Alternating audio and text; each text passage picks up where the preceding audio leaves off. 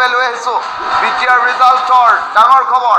BTRত কংগ্ৰেছ এক প্ৰকাৰ ধূলিসাৎ আৰু এই পৰ্যন্ত কংগ্ৰেছে খাতা খুলিব পৰা নাই অগ্ৰগতিৰ তালিকাত আৰু এটা সমষ্টিটো কংগ্ৰেছে এই পৰ্যন্ত ল'ব পৰা নাই লিড।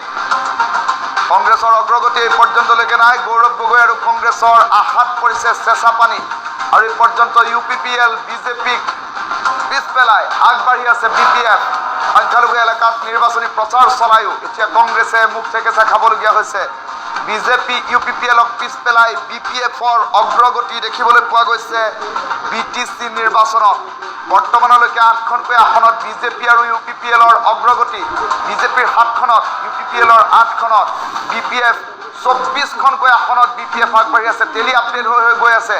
দতমাত আগবাঢ়ি আছে BJP।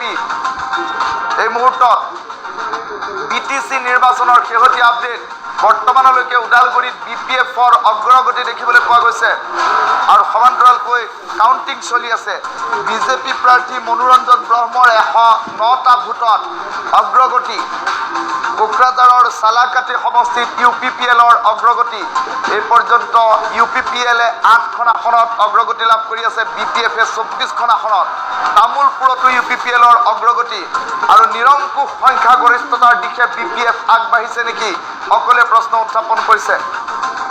এই মুহূৰ্তত আমি কেইবাটাও গ্ৰাফিক্স মাধ্যমেৰে এই আপডেটসমূহ লৈ অহাৰ চেষ্টা কৰিম। টাইম মিনিটৰ দৰ্শকসকলৰ বাবে ইলেকশ্যন হেলিকপ্টাৰত এই খবৰ লৈ অহাৰ চেষ্টা কৰিছোঁ। ইলেকশ্যন হেলিকপ্টাৰত ইতিমধ্যে খবৰ লৈ আহিবৰ বাবে